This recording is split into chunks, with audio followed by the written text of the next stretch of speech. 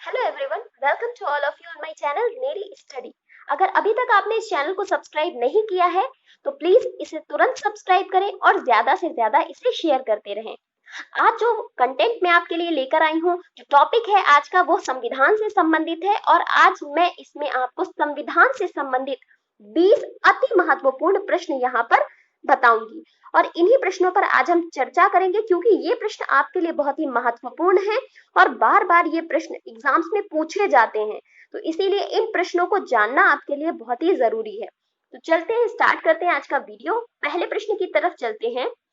तो पहला प्रश्न कहता है कि मूल उद्देशिका में भारत को कैसा राज्य बनाने की बात की गई है। मूल उद्देशिका जो है उसमें भारत को किस प्रकार का राज्य बनाने की बात कही गई है। तो पहले इसका उत्तर देख लेते हैं, फिर उसके बाद इस प्रश्न को मैं अच्छे से विस्तार पूर्वक आपको बताऊंगी। तो इस प्रश्न का उत्तर है बी, संपूर्ण प्रभुत्व संपन्न लोकतंत्रात्मक गणराज्य। भारत को एक संपूर्ण प्रभुत्व संपन्न लोकतंत्रात्मक गणराज्य बनाने की बात उद्देशिका में की गई है।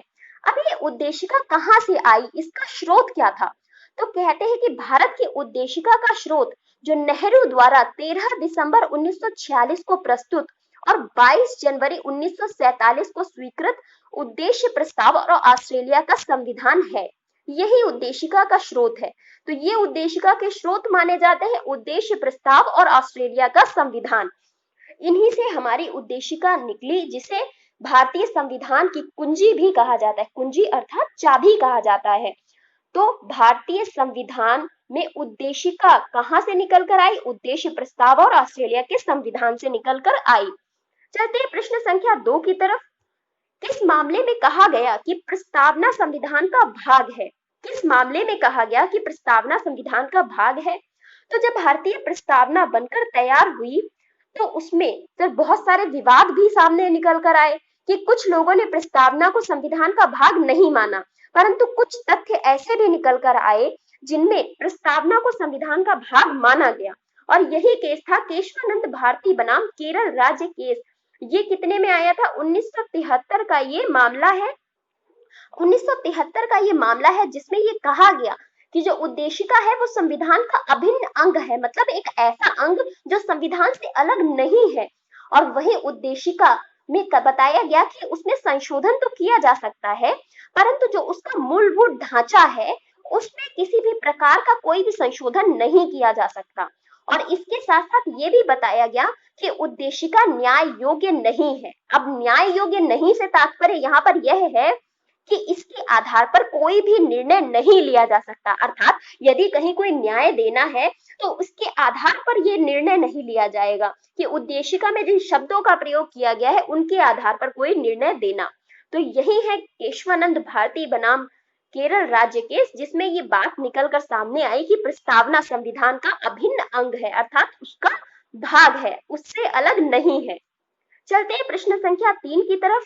आशा करी होंगी कि आपको सारे प्रश्न क्लियर हो रहे होंगे और आगे भी आपको क्लियर होंगे। वीडियो को लास्ट तक देखिएगा और लास्ट में कमेंट बॉक्स में एक कमेंट जरूर करिएगा कि आपको वीडियो कैसा लगता है। प्रश्न संख्या 3 कहता है कि किसने कहा था कि संविधान शरीर है तो उद्देशिका उसकी आत्मा है, उद्देशिका आधारशिला है तो संविधान उस पर खड़ी अट्टालिका है। ये शब्द किसके थे? इन शब्दों पर ध्यान दीजिए और फिर उत्तर देखिए। इसका उत्तर है सुभाष कश्यप जी। सुभाष कश्यप जी ने कहा था कि संविधान शरीर है तो उद्देशिका उसकी आत्मा है और उद्देशिका आधारशिला है तो संविधान उस पर खड़ी अट्टालिका। अब इन शब्दों को आपको ऐसे ही याद करना पड़ेगा क्योंकि किसने कौन से शब्द कहे उनको हम बदल नहीं सकते हैं, तो उन्हें वैसे ही याद करना होता है। और ये जब आप कभी मेंस में उत्तर लिखते हैं तो ये सारे जो तथ्य हैं ये महत्वपूर्ण बनते हैं वहां आपके लिए। चलते हैं प्रश्न संख्या 4 की तरफ कि प्रस्तावना में समाजवादी व पंथ निरपेक्ष शब्द कब जोड़े गए? प्रस्तावना में समाजवादी और पंथ निरपेक्ष शब्द कब जोड़े गए? तो इसमें 42वें संविधान संशोधन द्वारा, किसमें? 42वें संविधान संशोधन द्वारा प्रस्तावना में समाजवादी और पंथ निरपेक्ष शब्द जोड़े गए। 42वां संविधान संशोधन 1976 में हुआ था, 1976 में हुआ था और इसमें समाजवादी पंथ निरपेक्ष के साथ साथ और अखंडता शब्द को भी जोड़ा गया था। जो 42वां संविधान संशोधन है इसे लघु संविधान भी कहा जाता है। लघु संविधान इसलिए क्योंकि इस संवैधानिक संशोधन के द्वारा कई सारे परिवर्तन भारतीय संविधान में किए गए और कई सारे जो प्रावधान थे उन्हें भारतीय संविधान में जोड़ा गया, इसीलिए इसे लघु संविधान भी कहा जाता है। अब भारतीय संविधान में जब प्रस्तावना की बात हुई है तो प्रस्तावना कैसी थी भारतीय संविधान की, क्या प्रस्तावना थी, क्या उसके शब्द थे, ये भी जानना जरूरी है। तो मैं आपको बताती हूँ कि भारतीय संविधान की प्रस्तावना किस प्रकार से है। तो भारतीय संविधान की प्रस्तावना प्रारंभ होती है कि हम भारत के लोग भारत को एक संपूर्ण प्रभुत्व संपन्न समाजवादी पंथ निरपेक्ष लोकतंत्रात्मक गणराज्य, शब्दों पर ध्यान दीजिएगा, समाजवादी पंथ निरपेक्ष लोकतंत्रात्मक गणराज्य बनाने के लिए तथा उसके समस्त नागरिकों को सामाजिक आर्थिक राजनैतिक न्याय विचार अभिव्यक्ति विश्वास धर्म और उपासना की स्वतंत्रता प्रतिष्ठा और अवसर की समानता प्राप्त कराने के लिए और उन सब में व्यक्ति की गरिमा और राष्ट्र की एकता और अखंडता सुनिश्चित करने वाली बंधुता बढ़ाने के लिए दृढ़ संकल्प होकर अपने इस संविधान सभा में आज दिनांक 26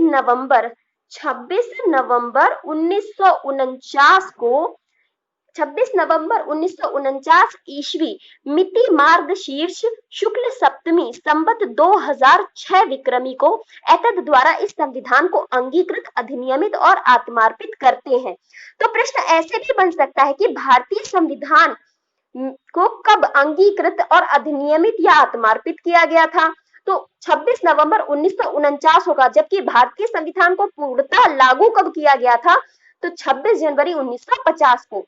तो ये सभी प्रश्न इस तरह से घुमाकर आपसे पूछे जाते हैं। भारतीय संविधान में भारतीय प्रस्तावना बहुत महत्वपूर्ण है, उसकी महत्ता बहुत ज्यादा है।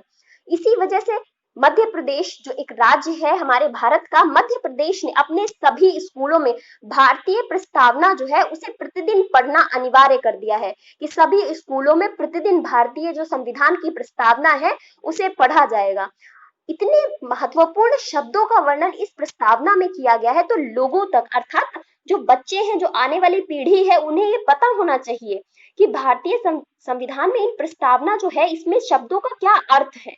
तो ये सभी तथ्य बच्चों तक पहुंचने चाहिए ताकि एक अलग ही किस तरह का वातावरण बन सके और उन तक एक भारतीय संविधान के लिए एक सम्मान की भावना जागृत हो सके। चलते हैं प्रश्न संख्या 5 की तरफ। प्रश्न संख्या 5 क्या कहता है कि ऑस्टिन ने किस संवैधानिक उपबंध को राज्य की आत्मा कहा है। ऑस्टिन लेखक जिन्होंने किस संवैधानिक उपबंध को राज्य की आत्मा कहा है, तो इन्होंने राज्य के नीति निर्देशक तत्वों को राज्य की आत्मा कहा है। अब राज्य के संबंध में नीति निर्देशक तत्व बहुत ही महत्वपूर्ण है, क्योंकि राज्य के नीति निर्देशक तत्व ही एक कल्याणकारी राज्य का निर्माण करते हैं। यही इनकी संकल्पना है, एक कल्याणकारी राज्य का निर्माण करना। राज्य के नीति निर्देशक तत्वों की संकल्पना है ये। और इसके साथ साथ भाग 4 में, भारतीय संविधान के भाग 4 में 36 से 51 अनुच्छेद 36 से 51 तक राज्य के नीति निर्देशक तत्वों का वर्णन किया गया है। चलते हैं प्रश्न संख्या 6 की तरफ। भारतीय संविधान में मौलिक कर्तव्यों को कहां से लिया गया है। देखिए, हमारा जो भारतीय संविधान है उसके जो स्रोत हैं, वो स्रोत कई विदेशों से भी भारतीय संविधान में तथ्यों को लिया गया, जो उपबंध थे उनको लिया गया, और उसके साथ साथ भारतीय शासन अधिनियम जो आया था, भारतीय सरकारी अधिनियम एक आया था 1935 का, उस अधिनियम की कई सारे अनुच्छेदों को बिल्कुल वैसे ही भारतीय संविधान में शामिल किया गया और वो सबसे महत्वपूर्ण स्रोत बनता है। सबसे ज्यादा जो प्रबंधों को सबसे ज्यादा शामिल कहां से किया गया है, तो भारत सरकार अधिनियम 1935 से ही सबसे ज्यादा शामिल किया गया है। और उसके साथ साथ अगर हम बात करें तो जो विदेशों के संविधान थे, विदेशी संविधान, वो भी इसके स्रोत बने और उनसे भी कई सारे प्रबंधों को लिया गया है। तो भारतीय संविधान में मौलिक कर्तव्यों को कहां से लिया गया, तो ये मौलिक कर्तव्य जो थे ये पूर्व सोवियत संघ से लिए गए थे। पूर्व सोवियत संघ, यदि प्रश्न में पूर्व सोवियत संघ ना हो और उसकी जगह रूस दिया हो तो रूस एकदम सही उत्तर होगा, क्योंकि रूस का ये पहले नाम यही था और मौलिक कर्तव्यों को रशिया पूर्व सोवियत संघ से ही लिया गया था।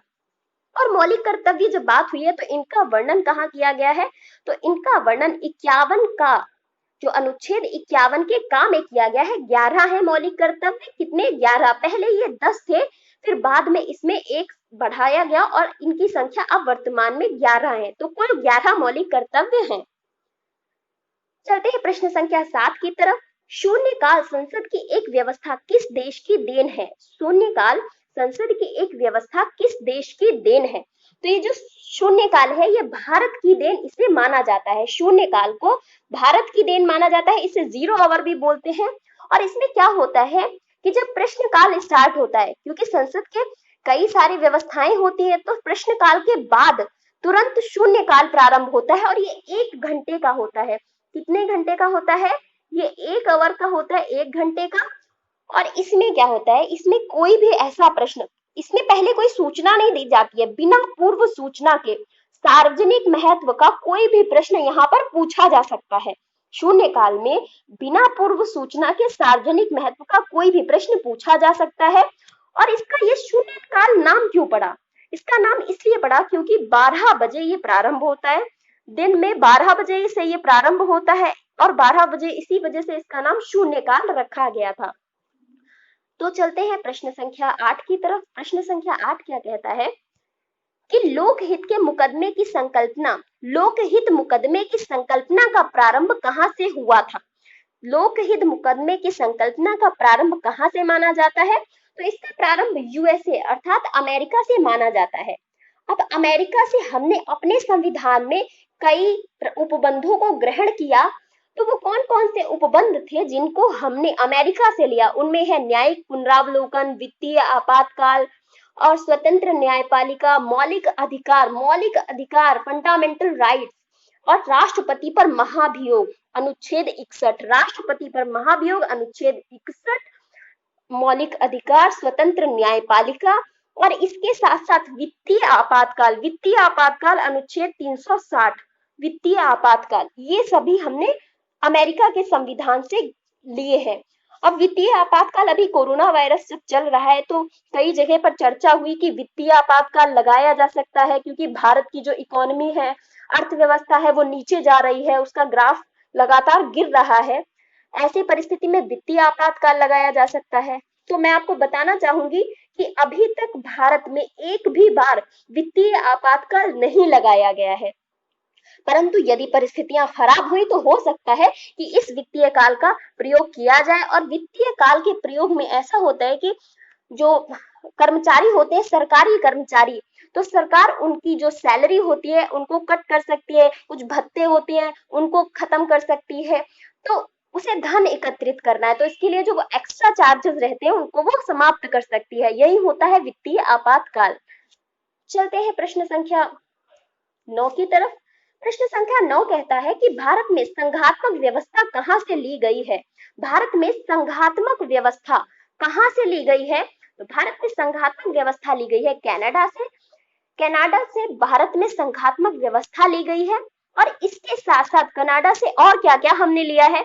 तो जो भारतीय संविधान में अवशिष्ट शक्तियां हैं उन्हें, और एक सशक्त केंद्र हमने कहां से लिया है? कनाडा से लिया है। सशक्त केंद्र मतलब एक ताकतवर, पावरफुल केंद्र हमने कहां से लिया है? और सच में केंद्र तो हमारे यहाँ पावरफुल है ही। राज्यों पर अगर फिर शक्ति की बात आती है तो केंद्र सर्वोच्च शक्ति अपनी दिखा भी सकता है, परंतु वो भारत का थोड़ा सिस्टम थोड़ा अलग है कि केंद्र चाहता नहीं है ऐसा करना, परंतु सर्वोच्च सत्ताधारी है कौन? तो वो केंद्र ही है। सशक्त केंद्र हमने कहां से लिया है? कनाडा से लिया है। प्रश्न संख्या 10 की तरफ चलते हैं कि लिखित संविधान का प्रारंभ किस देश से हुआ? लिखित संविधान का प्रारंभ किस देश से हुआ? तो ऐसा कौन सा देश था जिसका सबसे पहले संविधान लिखित था? तो वो देश था अमेरिका। अमेरिका का संविधान लिखित संविधान, सबसे पहला लिखित संविधान। परंतु बात की जाए कि सबसे विशाल और विस्तृत लिखित संविधान किस देश का है, तो वो है अपना प्रिय भारत। अपना प्रिय भारत, जिसका संविधान सबसे विस्तृत और विशाल लिखित संविधान है।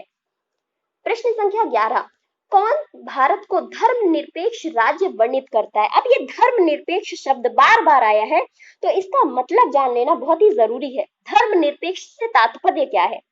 तो धर्मनिरपेक्ष से तात्पर्य है राज्य में किसी भी धर्म विशेष को राज्य धर्म नहीं बनाया जाएगा। मतलब कोई भी राज्य का कोई भी विशेष धर्म नहीं होगा, सभी धर्मों को एक समान समझा जाएगा। ना कि ऐसा नहीं होगा कि हिंदूवादी देश है तो हिंदुओं को ज्यादा मान्यता देने के लिए राष्ट्र को हिंदूवादी करार दे दिया गया, कि राज्य का धर्म हिंदू बना दिया गया।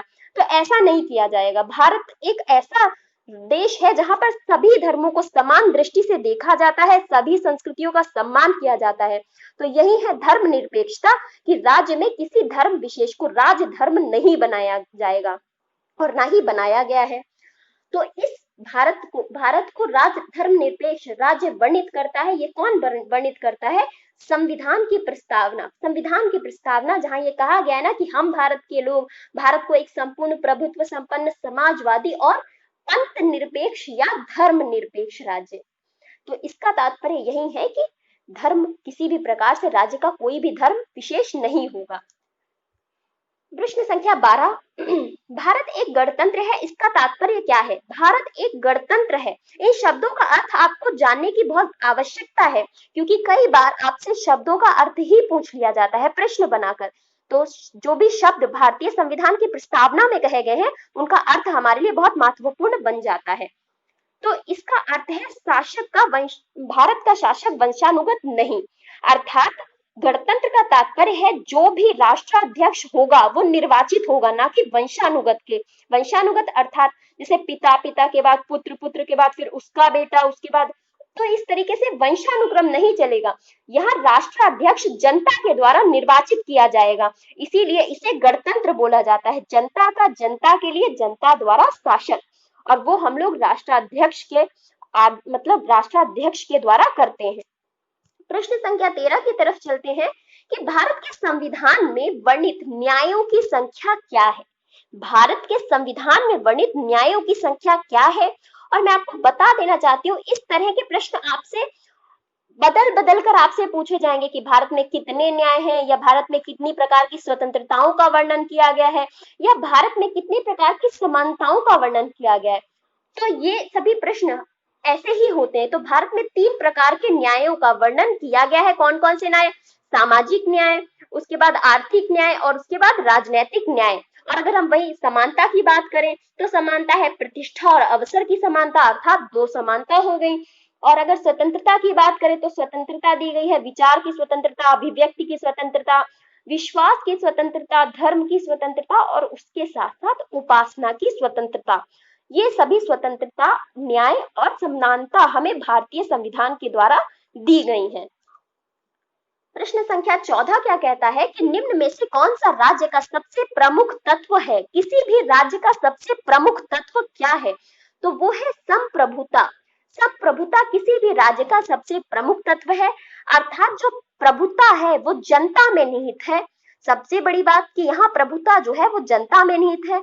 और जो भारत देश है संपूर्ण प्रभुत्व संपन्न कहा गया है ना, वो इसलिए कहा गया है क्योंकि भारत अपने किसी भी आंतरिक या बाहरी मामलों में निर्णय लेने के लिए किसी भी विदेशी शक्ति के अधीन नहीं है, अर्थात वो स्वतंत्र है अपने मामलों पर निर्णय लेने के लिए।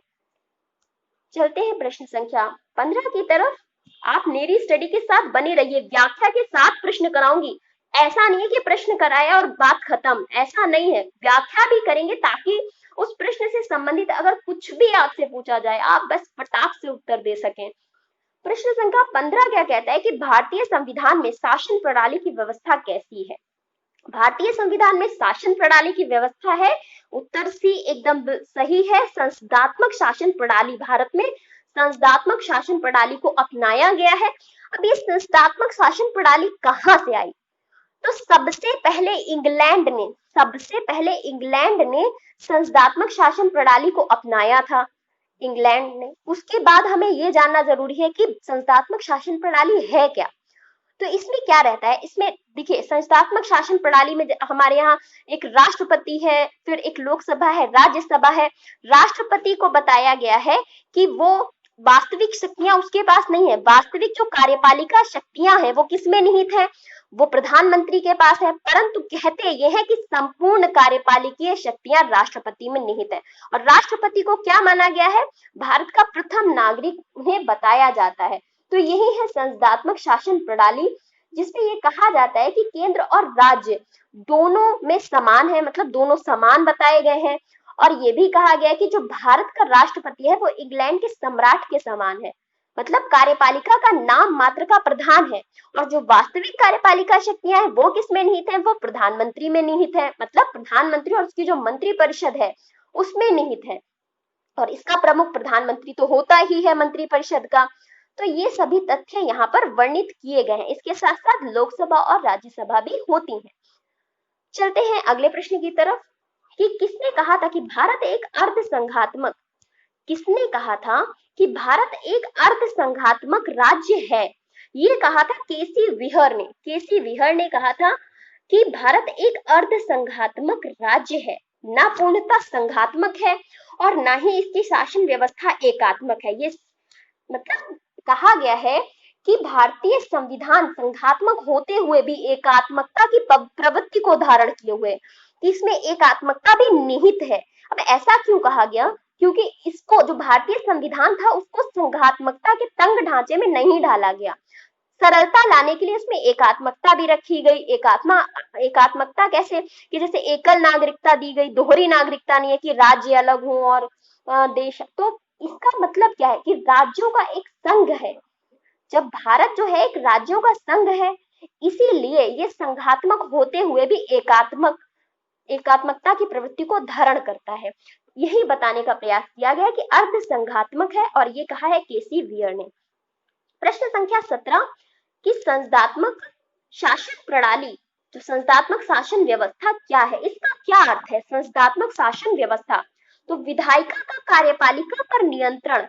भाई हमारे यहाँ तीन है ना, विधायिका है, कार्यपालिका है और न्यायपालिका है। तो विधायिका का कार्यपालिका पर नियंत्रण, यही है संसदीय शासन प्रणाली। चलते हैं प्रश्न संख्या 18 की तरफ कि निम्न भारतीय राज्यों को उनके निर्माण के क्रम के अनुसार लगाना है। निम्न भारतीय राज्यों को उनके निर्माण के क्रम के अनुसार लगाना है। तो इनका क्रम क्या था? तो भारतीय संविधान में क्या प्रावधान किया गया? राज्यों का पुनर्गठन किया गया। कब किया गया? तो जब भारतीय संविधान में ऐसा हुआ कि एक समय ऐसा आया कि लोग, जो तेलुगु भाषी लोग थे, वो एक अलग राज्य की मांग करने लगे। उन्हें एक अलग आंध्र प्रदेश चाहिए था, वो अलग राज्य की मांग करने लगे। परंतु नेहरू ने कहा कि हम भाषा के आधार पर कोई गठन नहीं करेंगे।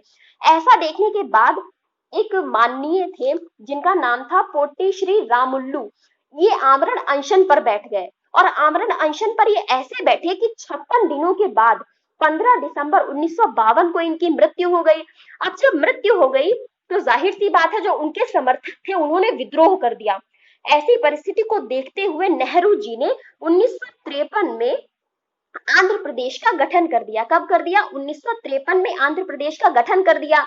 अब फिर उसके बाद कुछ और राज्य थे जो भाषा के आधार पर अलग होना चाहते थे। ऐसे कई राज्य थे जिन्हें भाषा के आधार पर अलग होना था, परंतु नेहरू ये चाहते थे कि भाषा के आधार पर विभाजन ना हो।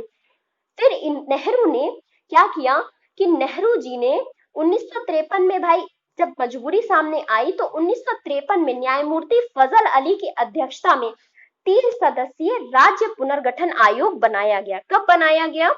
ये बनाया गया 1953 में फजल अली आयोग। आपने फजल अली आयोग बहुत बार सुना होगा। और ये बनाया गया, इसमें 3 अन्य सदस्य थे और इसे राज्य पुनर्गठन आयोग का नाम दिया गया। और इसने अपनी रिपोर्ट कब सौंपी थी? तो इसने दिसंबर 1955 के आसपास अपनी रिपोर्ट सौंपी थी। इसके आधार पर कई राज्यों का गठन हुआ। फिर उसके बाद गुजरात का गठन हुआ 1960 में, नागालैंड का गठन हुआ 1963 में।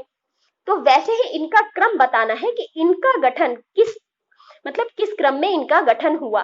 तो इसका जो सही उत्तर है वो है बी, 4 2 1 3। मतलब सबसे पहले सिक्किम का गठन हुआ।